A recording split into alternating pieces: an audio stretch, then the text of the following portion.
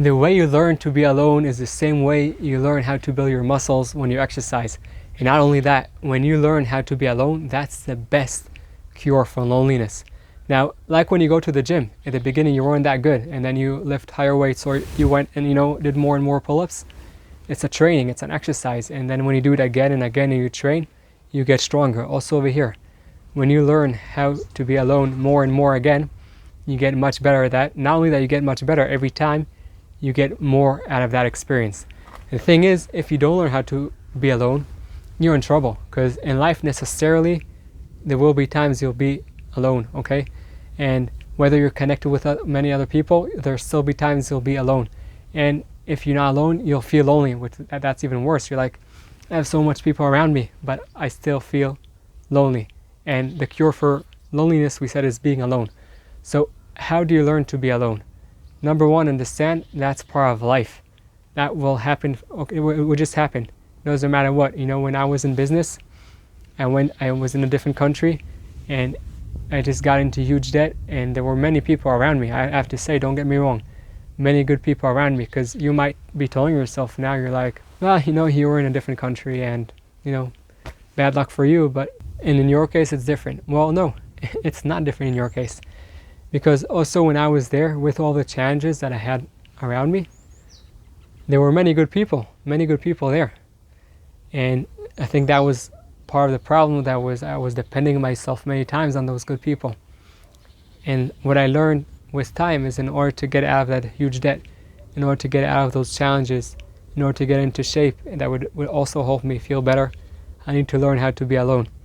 One of the hardest times is when you are after a relationship, you feel really lonely, you feel alone. Maybe you're in a relationship, and also then, it's really hard because you're in a relationship. Maybe it's even harder because theoretically you're with someone, but you feel alone. So there are many different cases in life that you will feel alone or lonely, if I'll correct myself. And now I want to talk to you about the ways that you could learn how to be alone. Not only learn how to be alone, actually grow from being alone. Yes, there are ways to do that. So number one, understand that in order to feel good, in order to feel better, the key to that tool, the key to that treasure of feeling better and feeling good is when you get to know yourself better. Yes, when you're alone, you get to know yourself better. Not only if you connect to other people that are close to you, but in general, if you tie yourself to other people that are outside, you basically tie yourself in jail. Why is that? Because you're dependent on other people or on other things that are outside of you, that's me and that's you, to feel good. So when you start being alone, you'll see that when you connect to inside of you, you'll find more of your beauty, and you're not dependent on other people. The thing is, how do you do that? Like, if you always used to be with people, or if you're not with people, maybe you're alone right now. There are a few ways to do that. Number one, surrender and let go. What do I mean? I mean that whatever it is that you're going through life, just realize that this is what it is.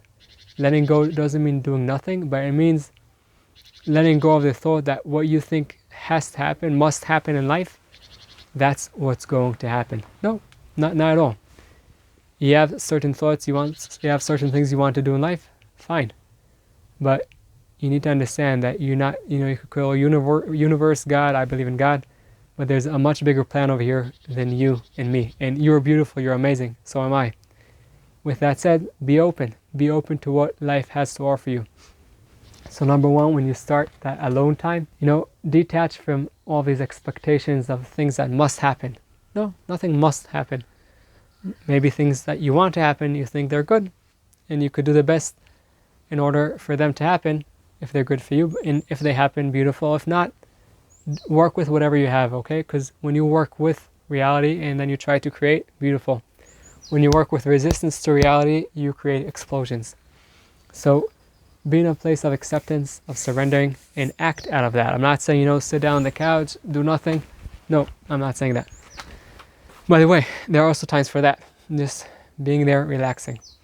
So when you're accepting what is and working in order to change whatever you can, of course, for sure, and you're also coming from a place of openness, so you're open to what can come. Because again, if you think this is what needs to happen, so maybe beautiful opportunities are waiting for you, but because you're just looking like straight ahead and you're not opening yourself to the huge world that is and universe that is here, you're missing great opportunities in life. So be open, be curious. Curiosity is really important. Okay, when you're alone, realize that when you're curious, so you start feeling connected to different things in life. You have more interest. You have more drive inside to go and do different things. Now, maybe right now in your place, like you're talking to me here about drive and like having the will to do things. Like I'm feeling lonely. I'm feeling that I had enough. Okay, all good. So let's go to step number 1. Surrender and accept reality. Okay, work in a place of, okay, this is what life right now brought to me. How do I work with it? Because when you work with resistance, like I said, you just create explosions. Now when you accept, it doesn't mean, and you surrender, doesn't mean, like I said, you're doing nothing. Ask yourself, okay, this is what right now life created for me, or maybe you created for yourself, maybe both. What can you do in order to change? If you want to change, if you could do something, do. If you can't, just accept what is right now and just focus on the next step and the step after that.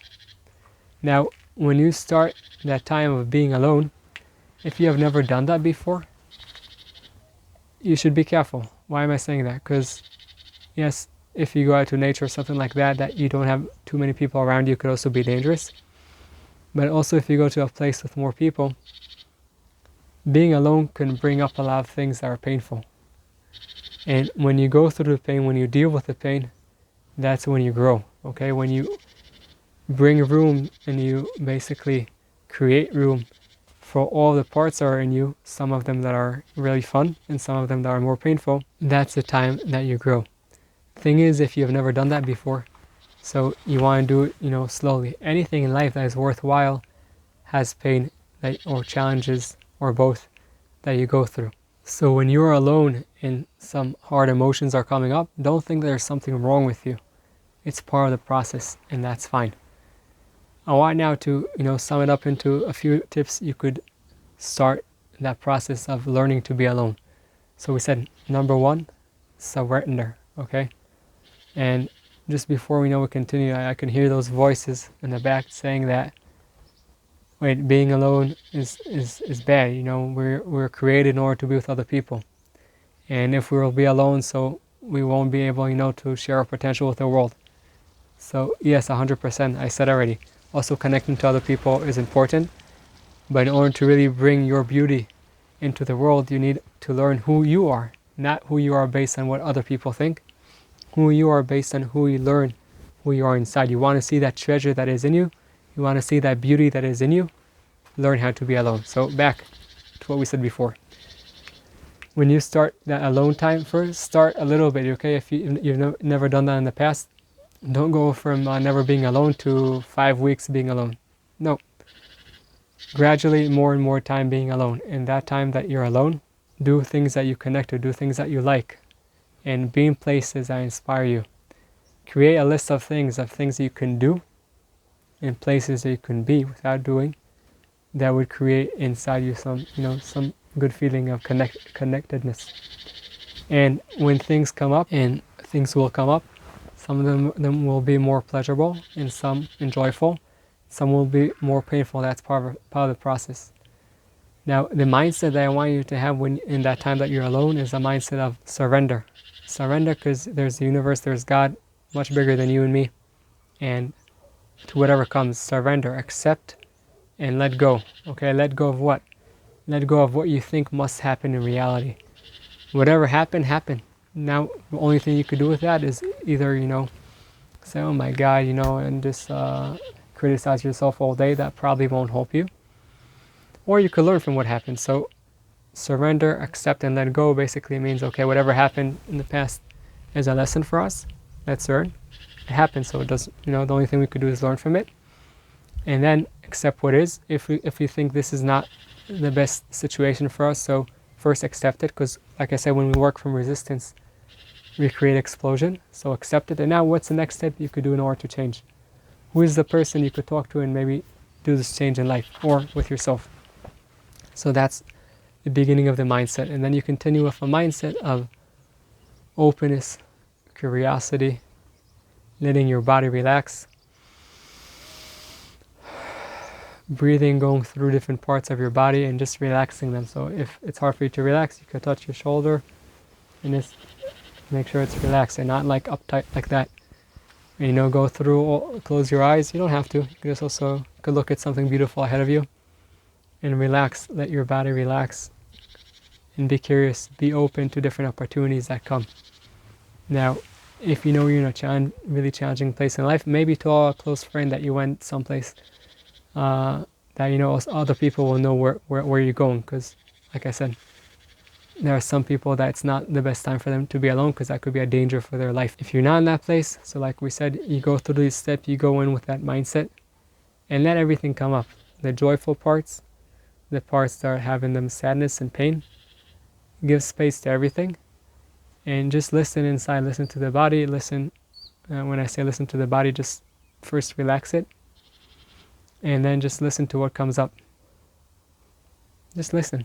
If nothing comes up, fine.